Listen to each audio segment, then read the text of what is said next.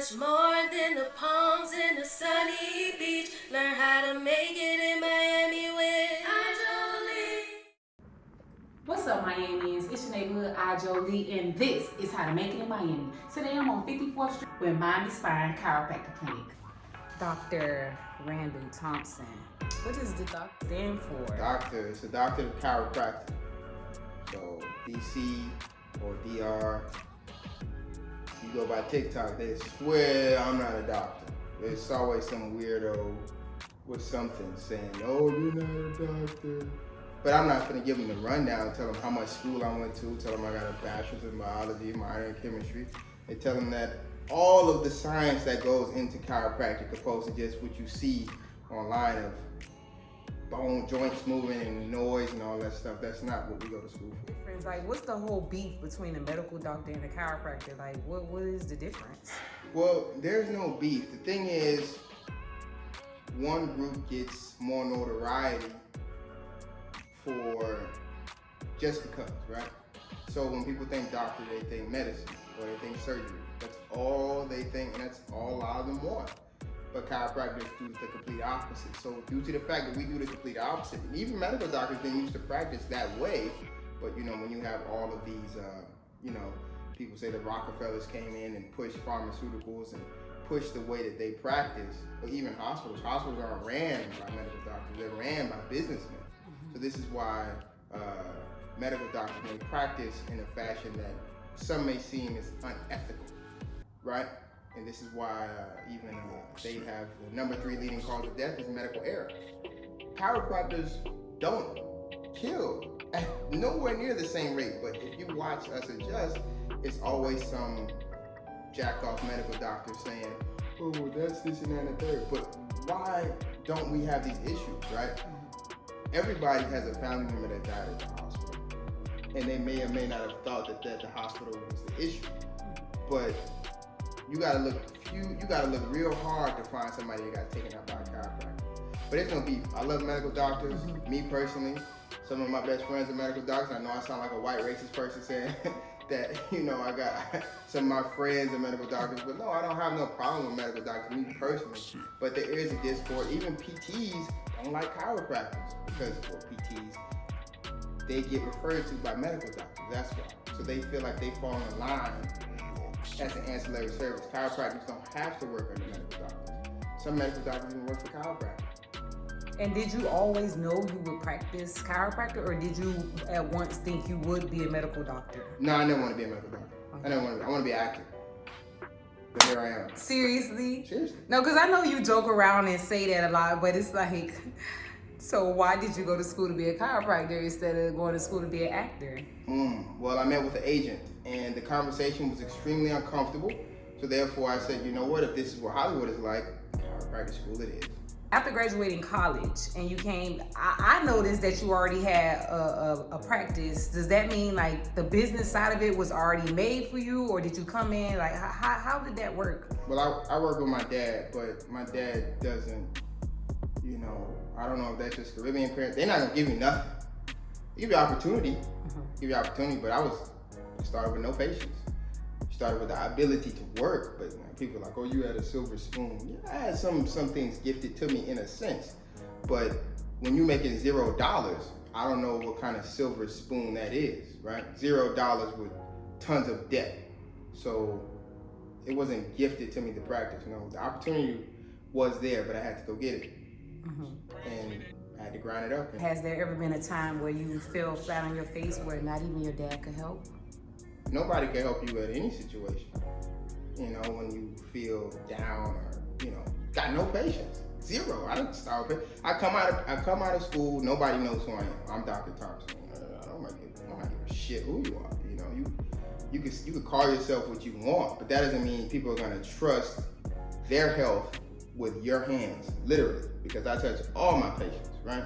So you have to get people to take a risk on you, and you have to provide the best red carpet service. I was calling everybody after I treated them because this is practice, right? So when you treat somebody, it's like, did I mess you up? Did I make them feel good? Like I made you feel good? So it's like, yay, I applaud for myself, and they still don't come back in, right? You make them feel good, they don't come back. You make them feel bad, they don't come back. So how do you build a patient base, because this is a business, but actually just treat them? Because you don't want them to be with you forever. You know, they come in once in a while, but you don't want them to be depending on you. See, the chiropractic model is not to have the patient dependent on me for health. I want the patient to become healthy themselves, to transform their thought process of what health is. Because people think healthcare is medicine and pills and surgeries. And healthcare is more so what you do on a daily basis, not what I do for you. I like to say that chiropractor is like voodoo, because the healing, like when I would come, I would literally just get fixed instantly. But after an accident, and I learned that the practice is more of like a holistic approach in a sense. Do you agree? Yes, it is a holistic approach. Some people may see it like voodoo because, or some people may say it's even anti-science because it happens so fast, right? But then it happens so fast and you're like, where's the science? Where's the research? Look, man, you can't research chiropractic at the rate that you would like. Why? Because you can't duplicate a chiropractor at the rate, right? So when you take a pill, that pill has been duplicated. It's been ran in a lab. I'm not in a lab. I'm on 54th Street. So that's why people may think it's voodoo, because I'm on 54th Street in Little Haiti. I say it's voodoo because of just getting fixed. You know, like you go to the doctor, you go, oh, doctor, I'm in pain. They give you a pill. It may help. It may not help. They may say, oh, that pill may work for this. It may not work for that. But I know this. And it may cause this. It may cause you to grow a third eye. But guess what? Even if it grows, even if this is where chiropractors feel that some of them may get too much credit, because they could give you something that could make you grow a third eye, and then you'll be like, do you have something to take the eye away? And then you'll take it and you'll be like, I'm healed from that. But now you got something that they gave you to give you the third eye, something to take it away, and now that caused you to grow a third toenail. And now you got to take something for that. And now you got a whole laundry list of medication. And all of this could have been changed with simple solutions. In most cases, not all, but there are tons of medical doctors who understand that. But the ones who don't are the ones who get pushed out in the forefront the most. Well, they may understand it, they just may not believe it. So they may not even tell you that because they don't think you're gonna listen. I love the office. I don't think I've ever been to a doctor's office that looked like this before. What was the inspiration? Well, my wife is a designer, Thompson Interiors. The inspiration was me. You won't see a doctor's office like this unless she designs one, and I won't let her do that. This guy playing someplace. So all over the internet, I see really weird chiropractic videos of their techniques of healing, and I try to narrow it down to like 3 different categories. I came up with like a Band-Aid type of style that would be like a quick fix, stay up to date with like your spine posture, or like a technique, a chiropractor giving out different workout strategies. Or the last category I came up with was the ones who offer pain, like, you know, the needles and stuff like that. Which practice do you mainly agree with here, or do you mainly focus on here? I feel like all 3 of them are needed. I don't do needles, I don't do dry needling, I don't do anything like that. But I do other modalities for pain, specifically for pain, because when somebody's in pain, they can't do anything, right? Because I've been in some bad pain, and until you get out of that pain, or at least get it down, then you could attack things a different way. Then you could attack with the rehab. Then you could attack with stabilization. Well, you have to stabilize them also, but it's just, you gotta move down the ladder. It all goes together, it's all good. As long as they're not doing anything weird, like hitting somebody with a hammer, or yanking on their head with a crazy apparatus, maybe some type of traction, but like, it's usually all good. So what do you say your success rate is if somebody comes in your office in pain, or if I came from an accident and I needed to see Dr. Randall? If the patient listens to me, my success rate is extremely high, like very, very high. I would say almost 100%. But we do have some people in certain situations where the chiropractic, well, the problem may not actually be a chiropractic problem.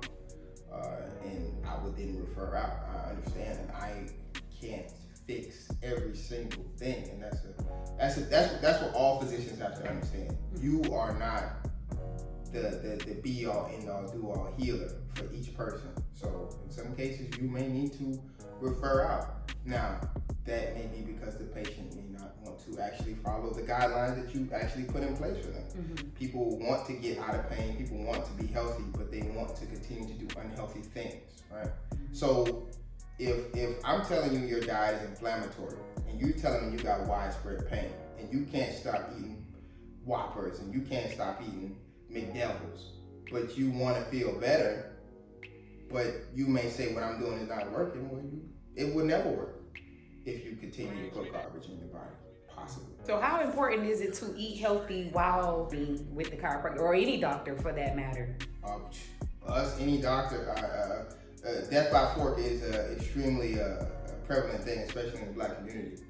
Sodium, sugar, overindulgence of processed meats, processed snacks, MSG. It's so many things that knock us down and create inflammation in the body. Even now, I just posted a video today about vegetable oil and how inflammatory that is. And you think about how much vegetable oil people intake all day long. They wake up in the morning, the first thing they have is maybe some eggs, and you put that in vegetable oil. That's inflammatory, right? Then they have these eggs that maybe form mucus in their body. So they may have a runny nose all the time or a headache all the time, and they drink that with some coffee, with some milk, or even eat a bagel with some cream cheese, which bread is inflammatory, the cheese is inflammatory, the dairy is inflammatory. All of this stuff is creating a toxic petri dish inside of your body, and you're doing it all day long.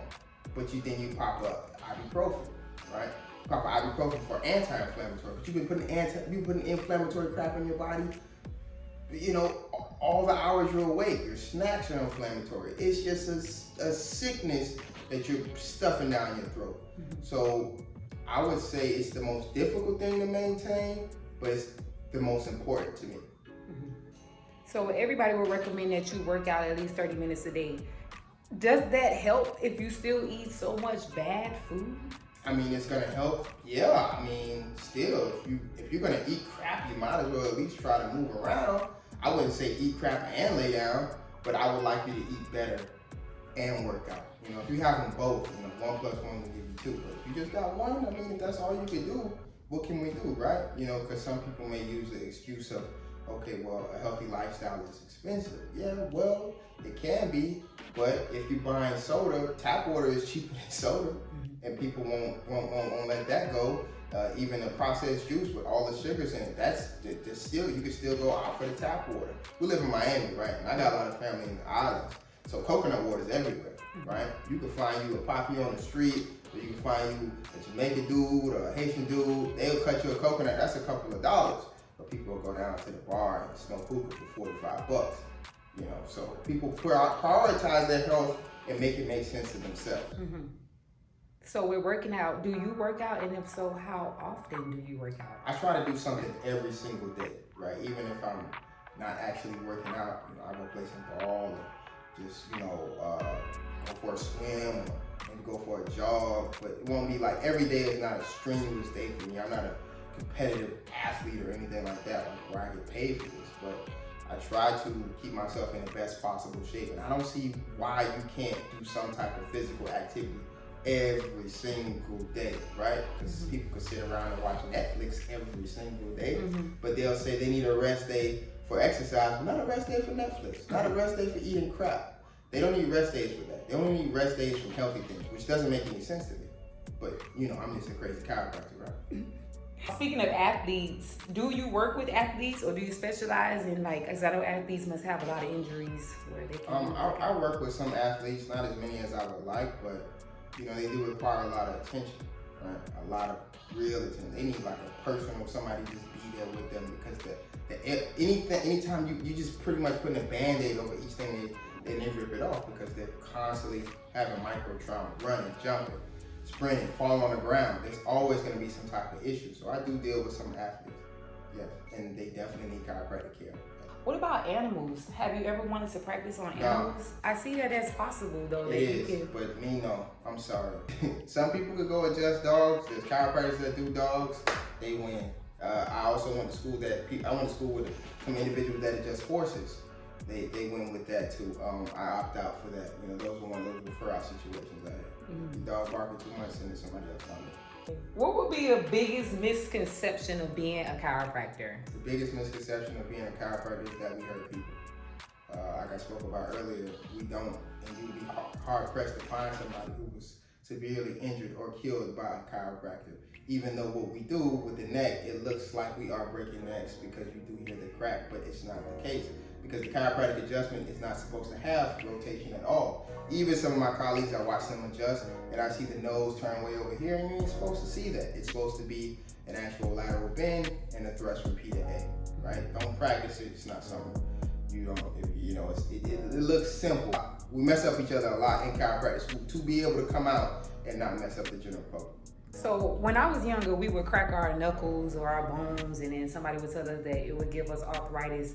How is it that when a chiropractor cracks our bones, we don't get arthritis? Or is it even possible? Well, the first thing is we don't crack bones, we crack egg, number one. Number two, we don't just grossly manipulate, right? We're not supposed to. So we actually target a specific joint for a specific issue. So along with that, you cracking your joints or you popping or pulling your fingers, that's not going to actually create arthritis. But what it does do is create ligament laxicity. So just like if you have socks, right? You got socks when you're young, you keep pulling on these socks and it becomes all over the place. This is what your ligaments can be like, to where you become hypermobile. And then when you do actually get the adjustment, you may not get the treatment you may actually need, because now we need to stabilize the joint, because it's a different problem opposed to just what we call a subluxation or misalignment.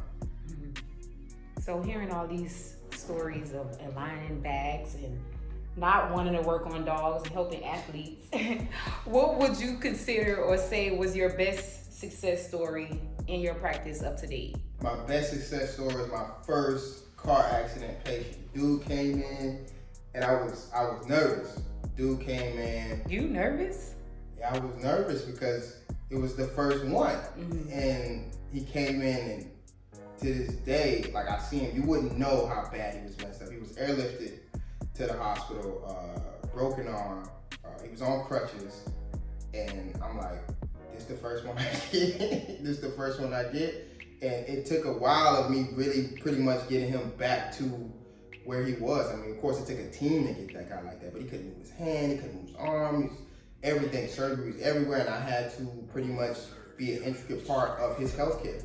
And after seeing him be able to move his leg like this, be able to get up and walk and be without pain, that was the first one, and that was the one that was like, this is why I'm in the business. Congratulations. So with your business, because it's a business, is this something you plan to retire on, or is this something where you plan to carry it down to your kids, or do you have an outlook for future practices in your chiropractic business? I plan to pass it down, but like my dad said, you retire in practice, right? Because if I sit home, what are you gonna do? Just sit home and play video games all day? That's boring. But when I could be actually out here serving the public, helping people, pushing people on their health journey, because they need a push. We all need a push. I need to push myself. So why stay home and just lay around, or go lay on the beach and watch the sun go up and come down until you go on the ground? That's boring. I plan to do this for a while. Do you plan on having more offices, or? I want another office, but I watch a lot of these quote unquote business model offices that may be either ACA certified or may just be ran like a business, and that's where chiropractic could be like a McDonald's approach. And I don't want to cheapen the product. I like what I have here, but at the same time, it's like, well, how do you help more people, right? Because I can't help everybody. I can't have everybody come to 54th Street. I would have to either create another location and train people and hope that they have the passion to actually help people, because some chiropractors, just like any other profession, do not belong and do not care about the patients. And I wouldn't want people in my business that are like that. I see you on social media. Do you get any like backlash from that? Now I don't get backlash because I kickbox, so any any backlash until people step into the ring. No, but it's no real backlash. It may be something maybe whispered about, or maybe people talk about it. Maybe a running joke. But like I said, I wanted to be active before, so me jumping in front of the camera, me making content that may be considered silly for the public that I reach out to, I don't think it should be a backlash. The backlash should be for these these companies that they're not even black owned, and they create these jingles for black people on radio stations to go see their practice or attorney referral service, which isn't even a position at all. That's where the backlash should be, but they just got people hooked on these songs and all this other nonsense. But me personally, like, this is my culture. This is how I've been. You know, I went to HBCU. I'm from Miami. I'm from here, right? I've been working with my dad on 48th Street. We've been doing physicals with the kids since in all throughout the inner city from, you know, since I've been in middle school. You know, I'm from this area. Well, not from this area, but I'm from Miami. So when you got these other essentially culture vultures creating these targeted songs and rap jingles and stuff like that, and people just go along with it, you know, they may get less scrutiny than even I would from my own people. But, you know, that's how it goes, right? If anybody tells you, oh, I seen you on the internet. Yeah, I get a lot of that. You know, and even people may come in and repeat the jokes that I made. Like, you know, like when I was hitting people with the sock, people come in and be like, that's not your job, I don't want you to hit me. Even when I was doing the dad jokes, people may come in and repeat the laugh that I was doing. So, yeah, I mean, it resonates with the public, and I'm pretty sure they don't want to just see me do boring things, or anybody do boring things. So I try to mix it up because, you know, I like to have fun in practice, and I like to have fun when creating content. Because I could just sit around and talk about other stuff that's education all the time, which I do try to put into my information as well. But, you know, we just try to mix it up. Mm-hmm. So any advice to any young doctors that may want to open up their practice? Do it. That's the advice. Do it. Just don't do it by me. I burn you down. No, that's cool. Just do it and make sure it's what you want to do, because it ain't all sweet, just like any business. Because you're gonna have people that's gonna come in and test you when whether it be attorneys that you're working with, or patients, or just people coming in and having a bad day. You may not even know why this person is having a bad day. So you can't have bad days. You're not allowed to have bad days. You're not allowed to come in and be not in the mood. But patients will come in not in the mood, and you may not understand why they're flipping out. They could have had a family member that just died. Your staff could have a family member that died. People around you can have these things happen, but you as the doctor, you as a star, you're not allowed to show those emotions while at work, because people are already having those things going on. They're already gonna come in and be like, I can't take this right now. It's like you have to calm them down. You have to be the person that grounds them in certain cases.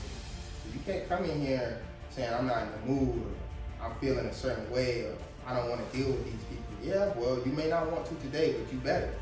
And you better deal with them the right way. You better treat these people as if they were your family members. Otherwise, you need to get out of the business. Learn how to make it in Miami with